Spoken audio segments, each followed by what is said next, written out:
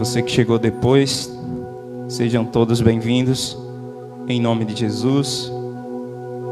Como dissemos no início, hoje é comemorado a Páscoa.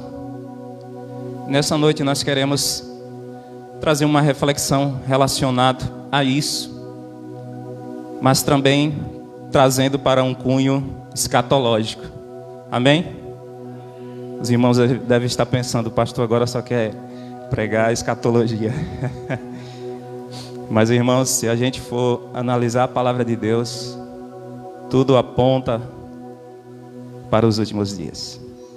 Abra sua Bíblia em Êxodo 12.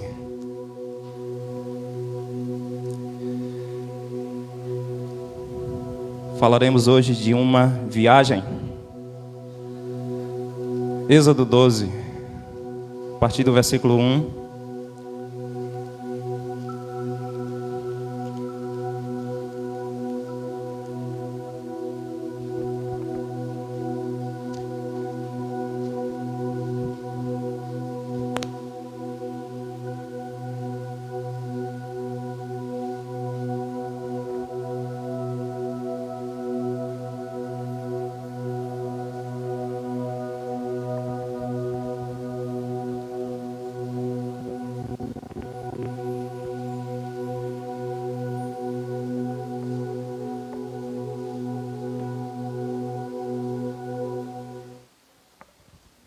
Quem já está comigo diz amém. Glória a Deus. Êxodo 12, do versículo 1 ao 14. Diz a palavra do Senhor.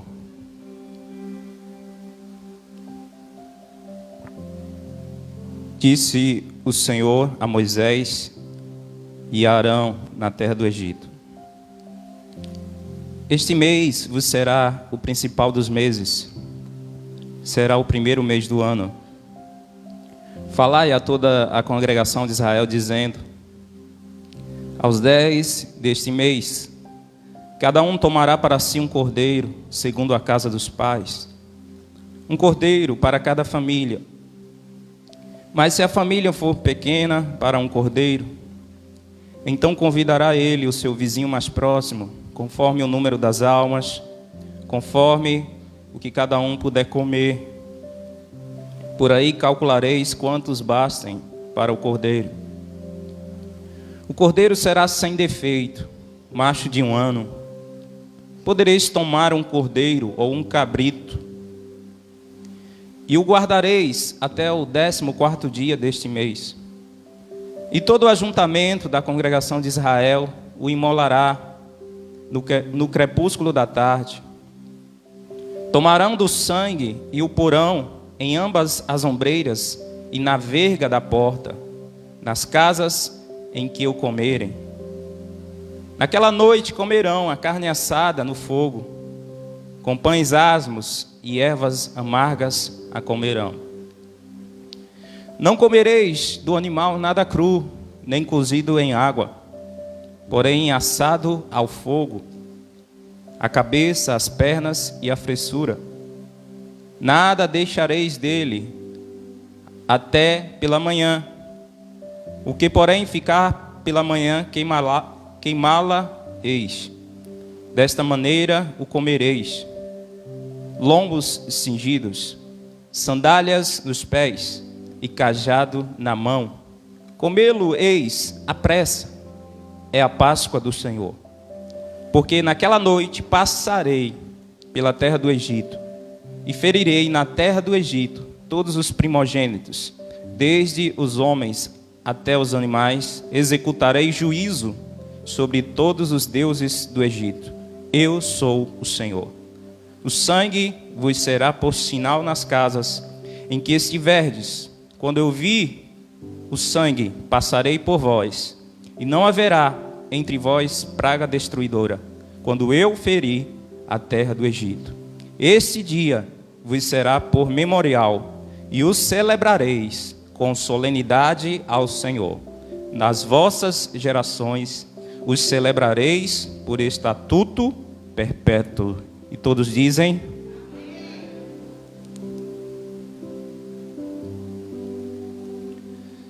Irmãos, preparando-se para uma viagem.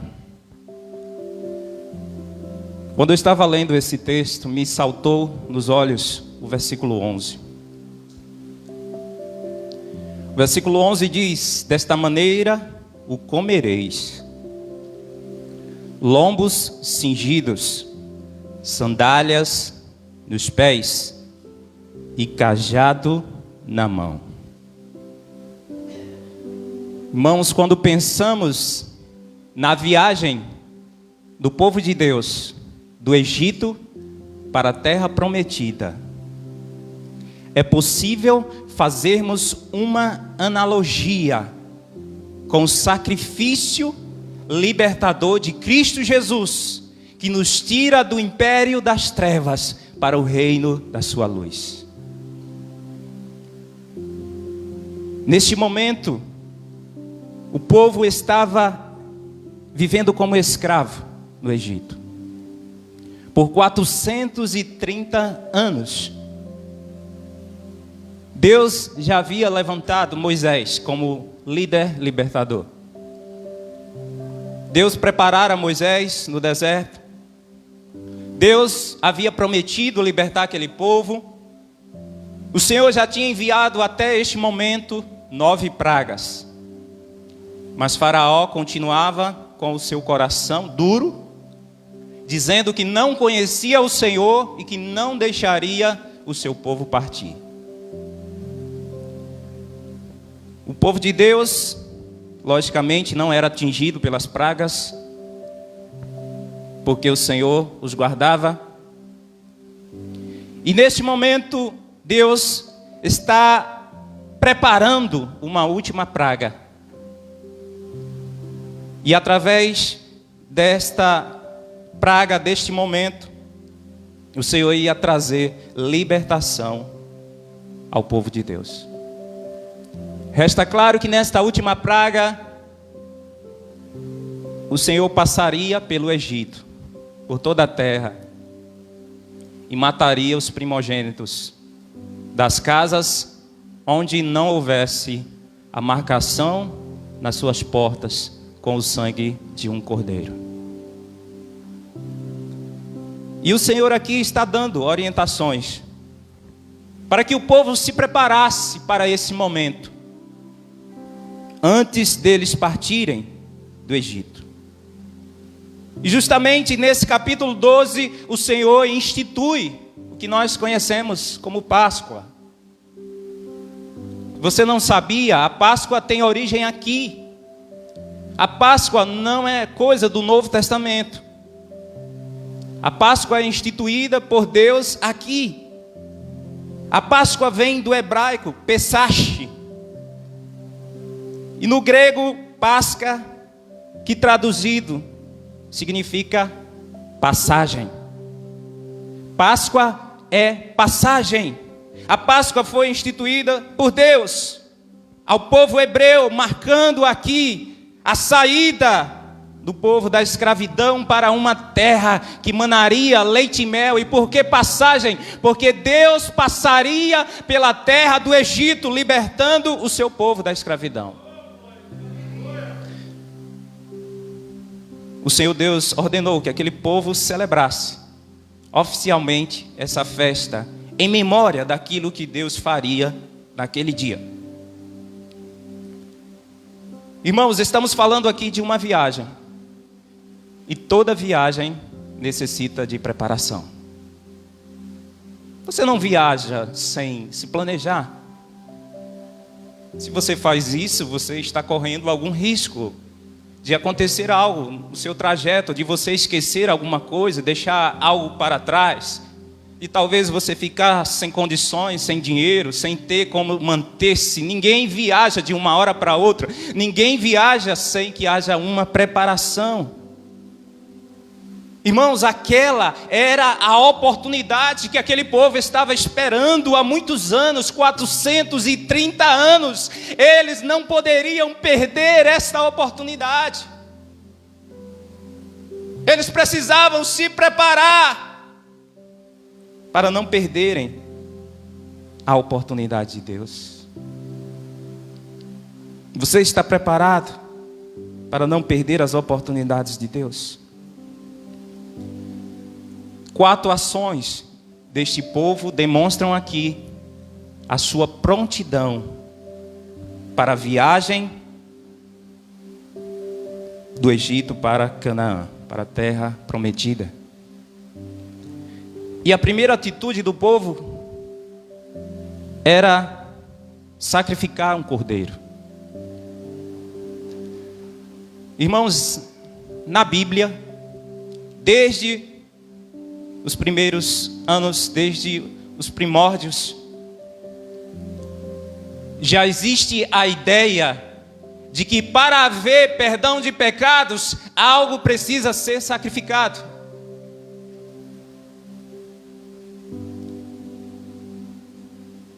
Vocês lembram que Adão, quando ele pecou, que ele foi expulso do jardim, o Senhor fez vestes de pele de animal para cobri-los da sua nudez. Irmãos, isso aponta para o perdão de Deus para Adão e sua esposa.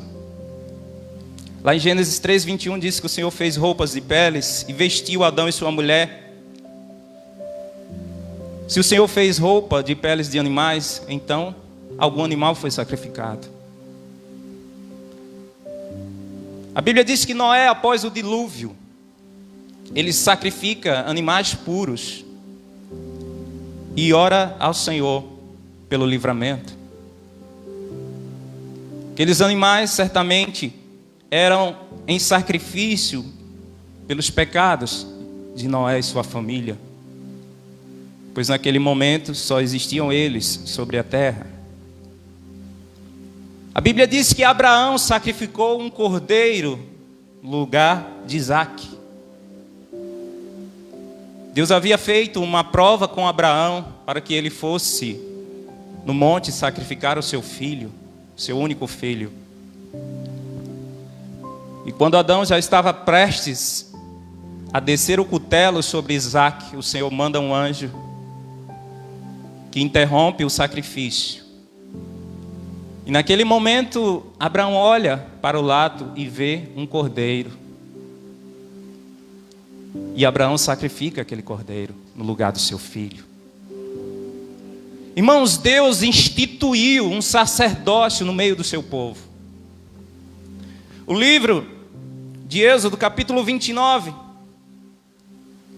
Deus escolhe os levitas para serem sacerdotes no meio do povo e dá-lhes a tarefa de anualmente oferecer os sacrifícios que o povo traria para a remissão dos pecados. Percebam então, irmãos, a ideia de que a Bíblia diz que para haver perdão era necessário que algo fosse sacrificado. A Bíblia diz também que Jó, ele oferecia holocaustos pelos pecados de seus filhos. Então a primeira coisa que o povo deveria preparar antes da sua viagem era sacrificar um cordeiro. Esse cordeiro deveria ser sacrificado por famílias.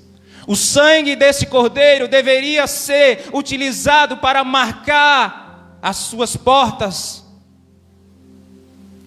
porque esse sangue nas portas faria distinção entre o povo de Deus e os egípcios. E quando o Senhor passasse pela terra do Egito, onde houvesse sangue na porta, o Senhor saltaria. Mas você pode se perguntar, mas Deus não conhece quem são os seus filhos?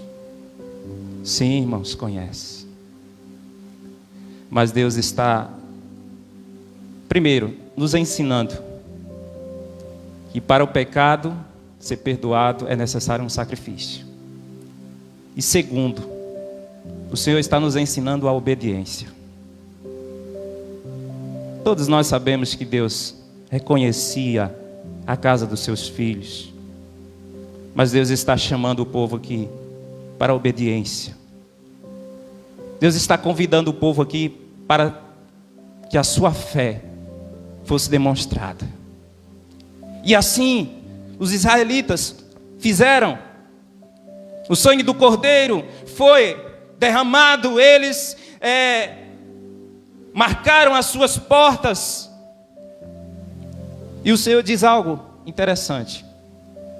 Depois que aquele cordeiro ele fosse sacrificado, o seu sangue fosse utilizado para marcar as suas portas, aquele cordeiro deveria ser assado no fogo.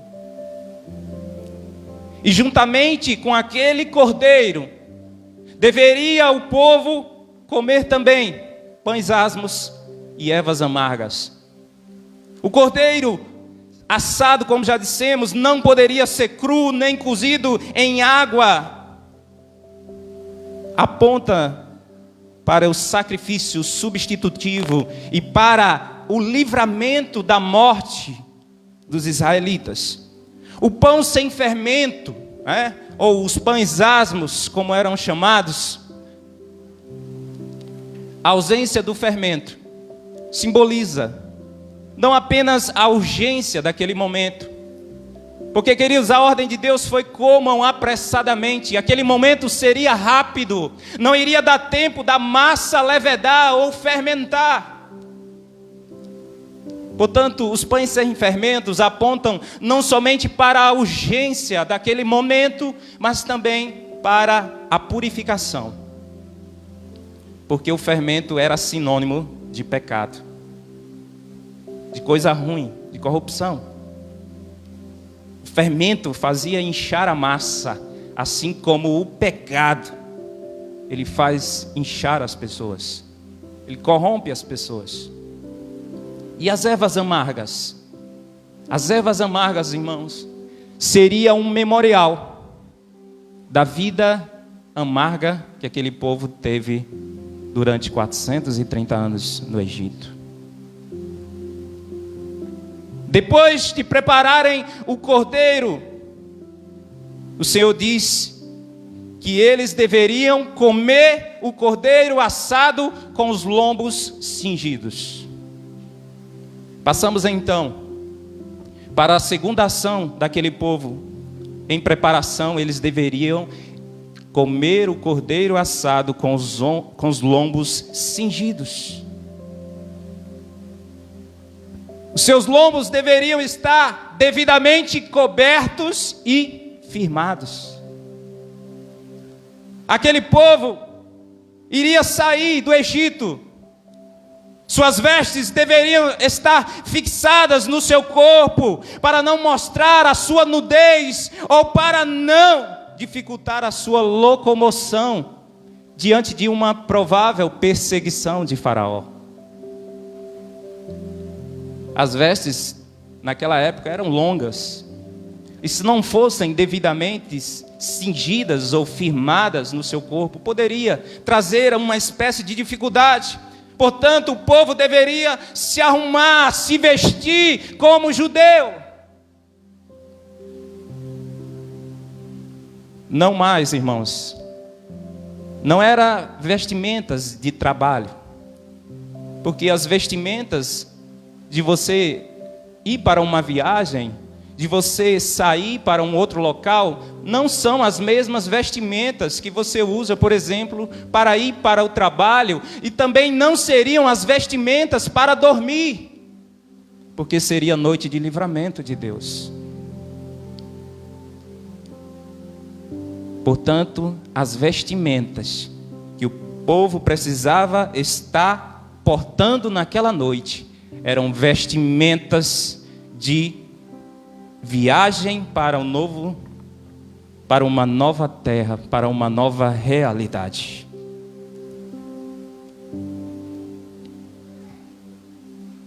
O povo deveria esperar a ordem de Deus. Quando Deus dissesse vão, não ia dar mais tempo deles procurarem roupas, deles irem atrás daquela combinação de roupa adequada. Não iria mais dar tempo, irmãos. Eles precisavam já estarem portados com a sua roupa, esperando a ordem de Deus para a viagem.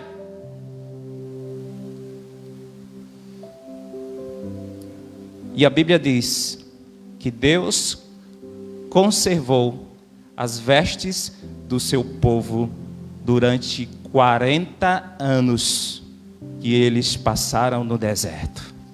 Amém? Irmãos, a Bíblia diz que as vestes do povo não envelheciam. Deus mantinha o povo devidamente vestido. Como é possível? 40 anos? Eu não sei, só sei que Deus é Deus. Deus conservou as vestes do seu povo. E o que isso quer dizer para nós, pastor? Irmãos, para entrarmos na nova Jerusalém celestial, para entrarmos na Canaã celestial, Jesus nos aconselha também a estarmos preparados com o nosso corpo cingido e as nossas lâmpadas acesas. O Senhor ensina isso ao servo vigilante, na parábola de Lucas capítulo 12. As vestimentas dessa terra, por mais elegantes que sejam, não acessam a eternidade. As vestimentas terrenas não servem para acessar o novo céu e a nova terra. É necessário, irmãos, vestes espirituais. Vestes de santidade. Lombos cingidos aponta para as vestes de santidade para nós hoje.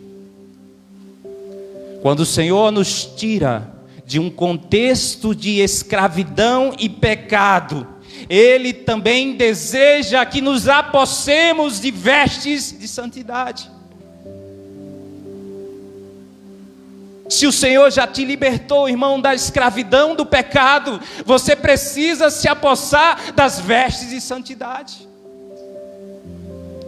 E eu pergunto, como estão seus lombos? Eles estão cingidos?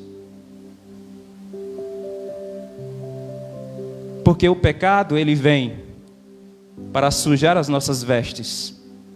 Ele vem para afrouxar as nossas vestes. E ele vem para nos deixar nus. Se porventura você nesse momento se encontra nu espiritualmente, então o Senhor lhe recomenda, assim como recomendou a igreja de Laodiceia: comprem vestes brancas para se vestir e cobrir a tua nudez. Se as tuas vestes neste momento estão frouxas, o Senhor te recomenda nessa noite a tomar o cinturão da verdade, que faz parte do arsenal da armadura de Deus, em Efésios capítulo 6. Se as tuas vestes estão frouxas, então toma nessa noite o cinturão da verdade e aperta. Se as tuas vestes estão sujas, o Senhor te convida a lavar as suas vestes no sangue do Cordeiro.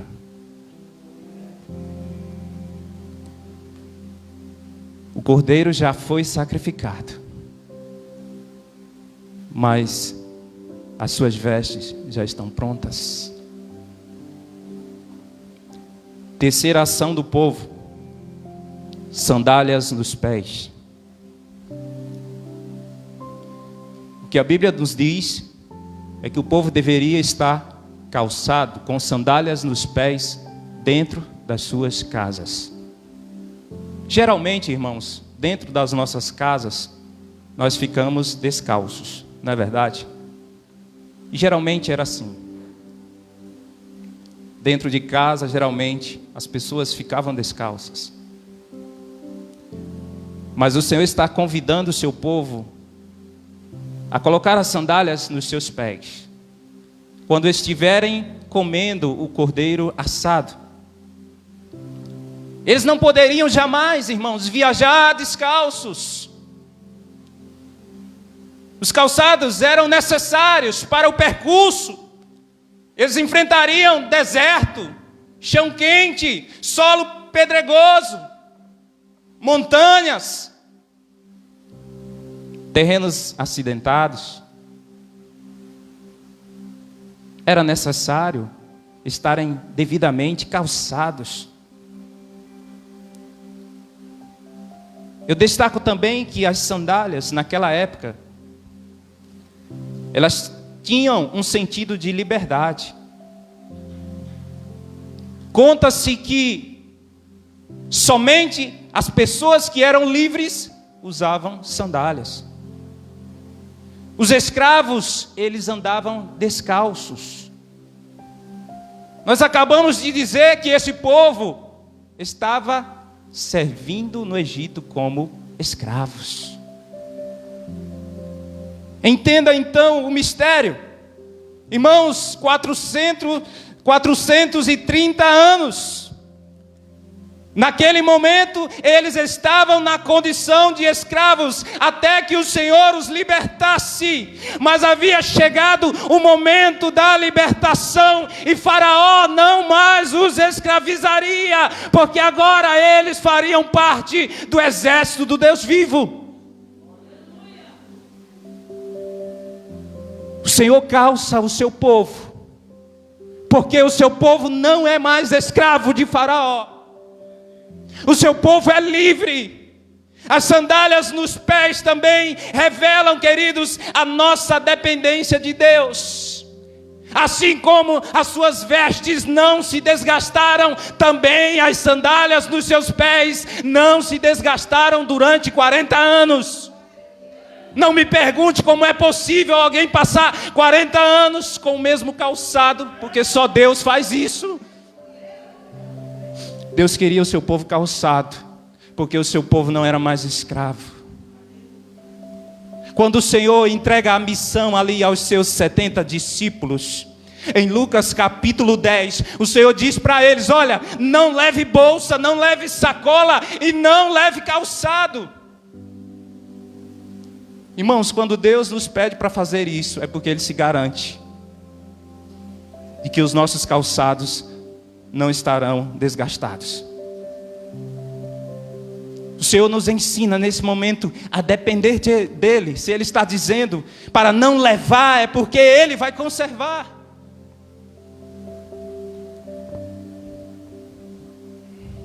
O que isso quer dizer para nós hoje, pastor? Todos nós que caminhamos a nossa jornada de fé, precisamos nos apropriar, irmãos, de sandálias protetoras para os nossos pés, porque também enfrentaremos diversos tipos de terrenos. As sandálias nos nossos pés também nos identificam como livres filhos de Deus e como alguém que está sendo protegido por Deus. Os calçados do Evangelho, eles também fazem parte do arsenal da armadura de Deus, lá em Efésios 6,15. Tenham, pois, os pés calçados com a preparação do Evangelho da paz. Irmãos, um soldado prudente, ele não luta descalço. Pelo contrário, ele coloca calçados apropriados. E os calçados também, queridos, são sinônimos não somente de proteção para os nossos pés, mas quando estamos calçados, nós andamos mais rápidos, nós navegamos, nós avançamos, nós enfrentamos qualquer tipo de solo. Entende por que você precisa estar devidamente calçado?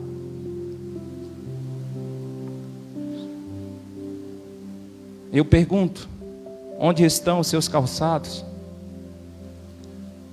Será que estão guardados no seu armário? Ou você vai deixar para calçá-los quando a trombeta de Deus tocar? O povo deveria já estar calçado ao comerem o cordeiro sacrificado. O cordeiro já foi sacrificado, mas você já está com as sandálias nos seus pés. onde os seus pés estão pisando. Você precisa estar devidamente calçado. Você não pode andar como um escravo descalço. E a última ação daquele povo, na preparação, era cajado na mão. O que era o cajado, irmãos? O cajado, ou vara, era um instrumento, de madeira, com cerca de 2 metros. E geralmente alguns, ao final, tinha uma ponta curva. Esse era o cajado. E geralmente só tinham cajados os pastores de rebanhos. Dentre as funções do cajado, ele era utilizado como instrumento de apoio para que o pastor pudesse se deslocar naqueles lugares mais difíceis. O cajado também servia para guiar, as suas ovelhas. Quando as ovelhas queriam ir para algum lugar, o pastor botava o cajado na frente, tentando indicar o caminho que elas deveriam percorrer. O cajado também servia para afugentar os inimigos do rebanho. Quando aparecia algum, o pastor poderia jogar o cajado no inimigo. O cajado também era uma ferramenta de resgate. Caso alguma ovelha caísse em algum precipício, em algum buraco, o pastor poderia usá-lo como auxílio para resgatar a sua ovelha. O cajado também era usado como instrumento de marcação na ovelha, através de uma tinta na sua ponta.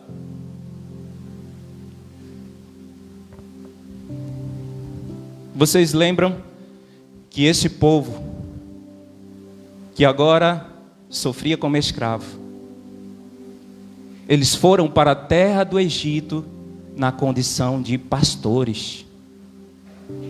Esse povo foi para a terra de Gósen, no Egito. Eles foram para lá, irmãos, inicialmente como pastores de rebanho, na época de José.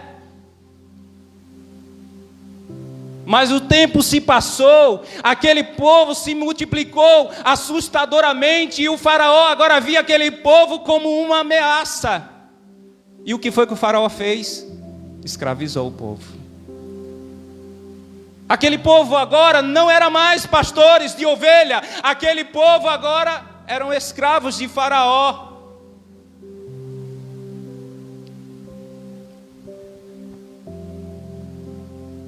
O cajado geralmente ele era passado de pai para filho, ou de um líder para outro. Davi, ele deixou sua vara para os seus descendentes monarcas. E a vara de Davi foi utilizada até a destruição do templo. E de forma misteriosa, a vara de Davi desapareceu. Irmãos, um dos significados mais comuns para o cajado é autoridade. Cajado é símbolo de autoridade. Moisés tomou o cajado de Deus na sua mão. Deus colocou o cajado na mão de Moisés e lhe deu autoridade para ser um libertador do seu povo. Moisés, quando levantou o seu cajado, juntamente com Arão, aconteciam prodígios e milagres na terra do Egito. Moisés, quando levantou o seu cajado, quando Deus o solicitou que levantasse o seu cajado, o mar se abriu.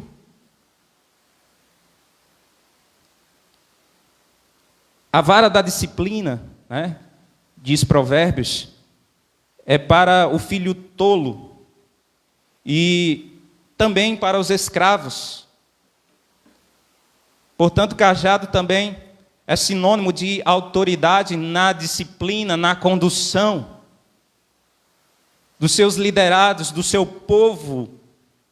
Irmãos, foi profetizado que Jesus reinaria sobre todas as nações com vara de ferro. O cajado do mestre é de ferro. Aí o negócio já muda.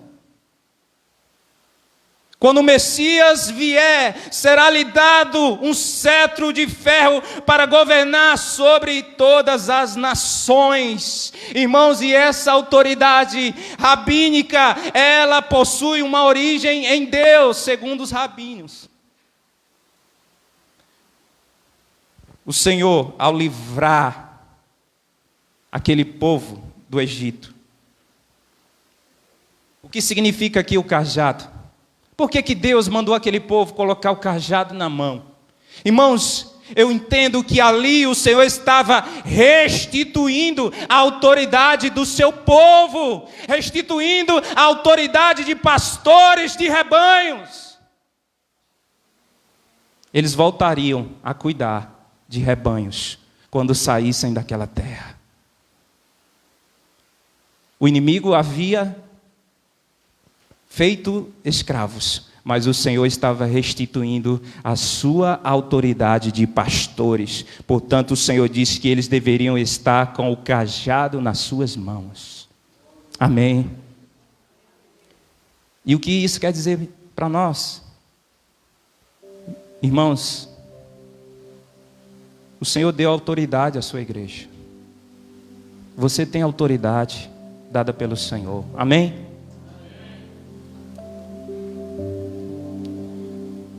Jesus disse, nos ordenou, pregai o evangelho a toda criatura, curem os enfermos, libertem os cativos, expulsem os demônios. É tempo de apregoar o ano do Senhor. Igreja, é tempo de usar a nossa autoridade. Aonde está o teu cajado? O teu cajado está na tua mão ou também está guardado em uma gaveta? O Senhor, antes de te levar para uma nova terra, para uma nova dimensão, Ele quer te ver exercendo a tua autoridade aqui na terra. O que você tem feito com o seu cajado? O Senhor quer que o teu cajado esteja na tua mão. Irmãos, quando o Senhor nos tira de um contexto de pecado, e o Senhor nos leva para um contexto de liberdade, Ele também deseja que exerçamos a nossa autoridade como filhos de Deus, como eleitos de Deus, para libertar, para auxiliar outras pessoas a serem libertas.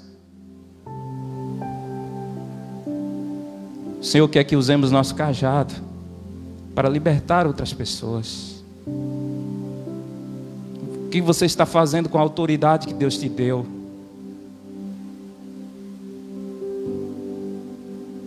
A igreja vencedora, ela tem autoridade não somente aqui, na terra, mas o Senhor deixa bem claro em sua palavra, que quando Jesus voltar, a igreja estará ao lado de Jesus, governando as nações com Ele. Irmãos, a tua autoridade não fica apenas nessa terra. A tua autoridade se estende também para a eternidade. Ele nos constituiu reino e sacerdotes.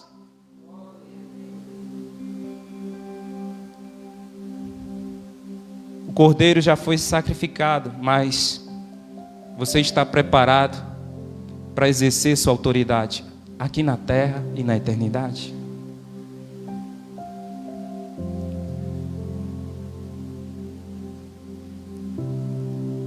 O cordeiro já está pronto. Os seus lombos já estão cingidos, as sandálias já estão nos pés e o cajado já está na mão. Dessas 4 ações daquele povo, cabe a nós hoje a responsabilidade sobre as 3 últimas. Porque o Cordeiro já foi sacrificado. Jesus já foi sacrificado. Após o sacrifício de Jesus, irmãos, a Páscoa, ela ganha uma nova perspectiva para nós. Os israelitas sacrificaram um cordeiro para salvar os primogênitos da sua família. Deus sacrificou o seu único filho para nos salvar. Jesus, antes de ser crucificado, ele celebrou a Páscoa, celebrou a ceia do Senhor, e durante a festa da Páscoa, ele morreu na cruz em nosso lugar, e aquele que crê em Jesus como Salvador está livre de toda a condenação. O sangue de Jesus agora é o sinal, não nas nossas portas, mas em nossa própria vida. O sangue de Jesus nos marca como seus verdadeiros filhos, nos protegendo do castigo eterno, desviando a ira de Deus de nós.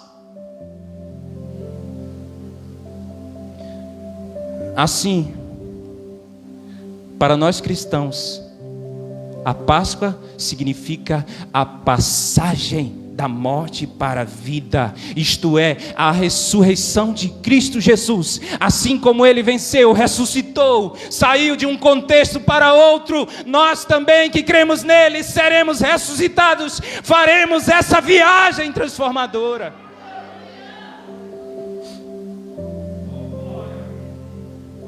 O Senhor vence a morte. A partir da sua ressurreição temos o convite de participar da vida eterna com Ele.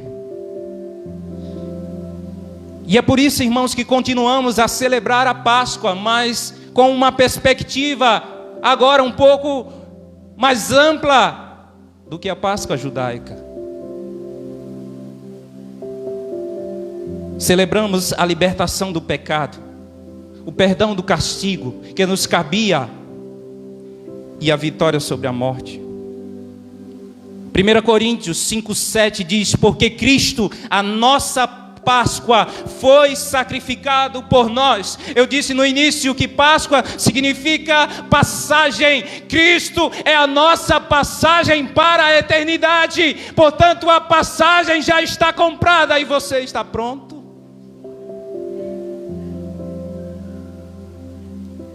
Jesus, ele é chamado 30 vezes de Cordeiro na Bíblia, 27 delas no livro do Apocalipse. Por que Cordeiro? Animal dócil, animal puro, animal obediente, servo. E a Bíblia diz que também somos convidados a sermos ovelhas do bom pastor. Os discípulos de Cristo seriam como ovelhas no meio dos lobos. Mas Jesus, o grande sumo sacerdote, não necessitamos mais de sacerdote terreno. Jesus, o sumo sacerdote, a oferta de paz, o pleno homem e o pleno Deus, o sacrifício perfeito que substituiria todos os outros sacrifícios, já foi feito. Podemos dizer, tetelestai, está consumado, a passagem foi comprada, o preço foi pago. Ele nos libertou do poder das trevas e nos transportou para o reino do seu Filho amado, em que temos a redenção e a remissão de pecados. Lemos no início do culto esse texto. Irmãos, Ele comprou a passagem para nós, para o novo céu, uma nova terra. Não precisamos mais sacrificar cordeiros.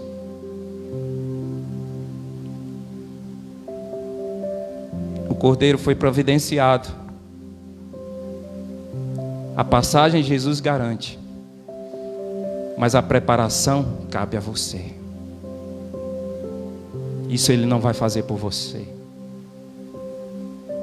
A preparação cabe a você.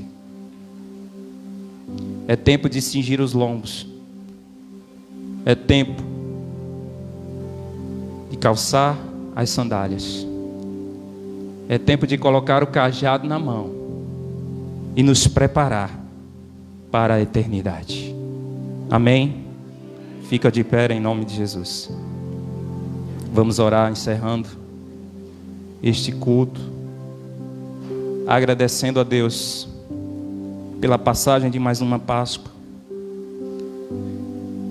E que essa mensagem fique na tua mente, no teu coração. Não olhe para a Páscoa simplesmente como mais uma data, mas entenda o sentido que está por trás dela. E se prepare para a grande viagem, para uma nova terra, para uma nova realidade em Cristo Jesus.